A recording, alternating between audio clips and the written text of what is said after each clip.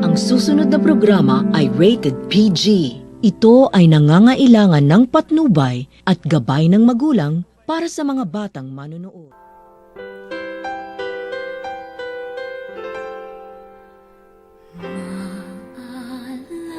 Dear Ate Kat, isang umaga, nagawa ako ng assignment sa hindi ko inaasahang may makikita ako Sadyang di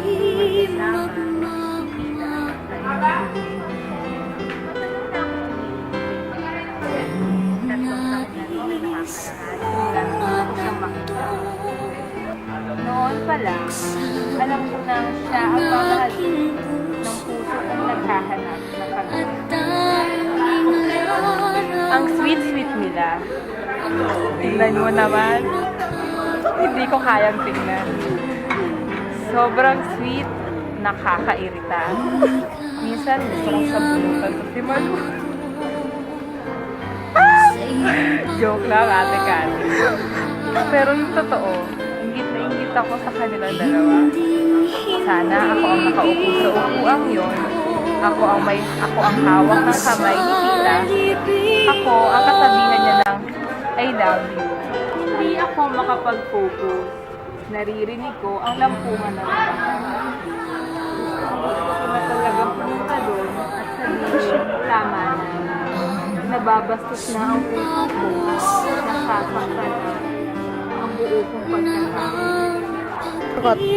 Maya-maya'y lumapit si Tita. Sadyang di magmamahal.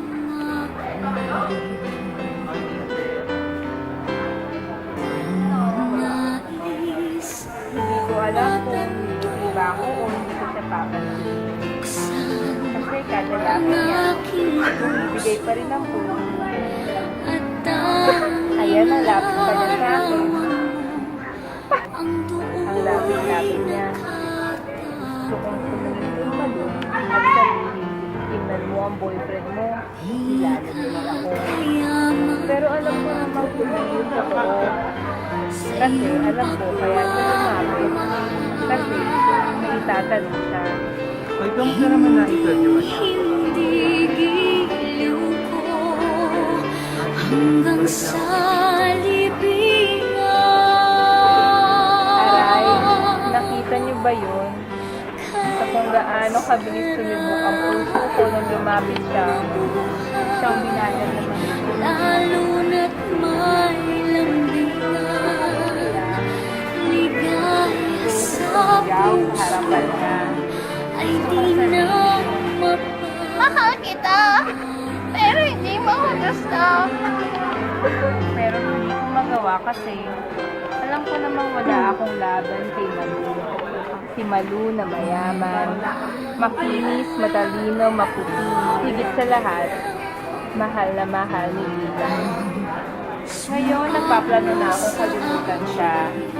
Gusto ko nang sabihin, tama na, ayoko na, at malamang sa malamang ay gagawin ko ng totoo yun. Hanggang dito na lamang. Nagmamahal, Angel. Angel, kung nanonood ka man ngayon, gusto ko lang sabihin na makakahanap ka rin na kagaya ng isa. Hindi man gaya niya, malamang ay mas ikaw ka. Ngayon, hayaan mong maghilom ang puso mong sundan. Balang araw, darating ang taong gagamit niya. Hanggang dito na lamang, magandang tanghali. Ako po, si Ate Kat.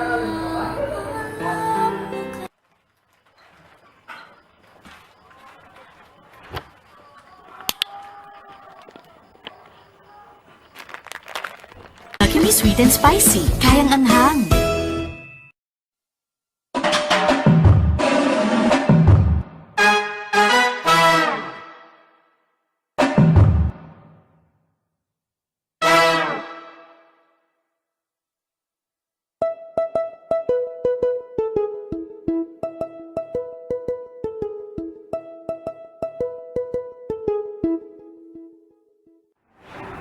Good afternoon mga kapamilya! We're here na naman. Uy boy, I like your shirt. Crazy! Ano ko ba? Galing sa'yo to. Asa? Kali. I'm sorry. Uy, boy, napansin ko bago hair mo. Siyempre, Novo hair yan eh. Oh, ano yun? Hindi ko yun alam. Oh my God. Okay, let's start na. Welcome to Aquino. Ano po na? Tonight. Afternoon pala. Oh my God, afternoon pala. Oo nga, boy. Quizzy. Uy, boy, napanood mo ba yung MMK kagabi? Oo nga, grabe. Ang galing-galing ng liga. True. Tapos alam ko, ikakasal na siya. Kanino? Ay, hindi ko tinatawag. Narinig ko lang. Bosa ka pala, Crazy. Alam mo naman, boy, doon tayo kumikita. Tama. Diba? Oh, yun, boy. Panood mo ba? Anong film mo, ikaw? Oo, grabe. Sobrang sakit. Oo nga, kasi naramdaman ko yung pag-iyak niya dun sa dulo. Well, anyways, para wala na masyado mahabang usapan sa ating dalawa, let's call on Miss Tony Gonzaga!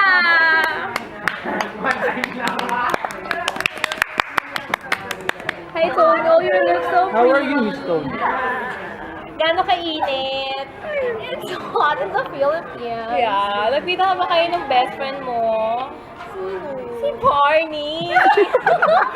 Di ba kayo baka na yung friends mo. Next topic. Do you love your family? Of course I do. Are you happy family? Yes. Okay, let's sing. 1, 2, 3. I love you.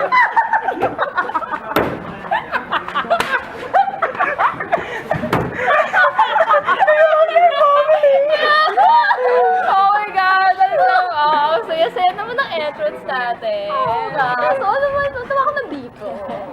Kasi di ba naman pinalabas kahapon, yung MMK mo, your first ever MMK. Oh my gosh, thank you sa lahat ng mga nanood. Ikaw ba? Ba't parang ang lalim ng hugot mo? Parang nakaka-relate kasi ako dun sa character nung Oo. May experience ka ba personally? May nakaka-relate ka? Kaya malalim yung hugot? Hindi naman, ha-move on na. Oo. Pwede ba natin pag-usapan kung sino siya? Kasi ba siya ng isa ngayong pelikula? Pelikula. Yes, Maki J?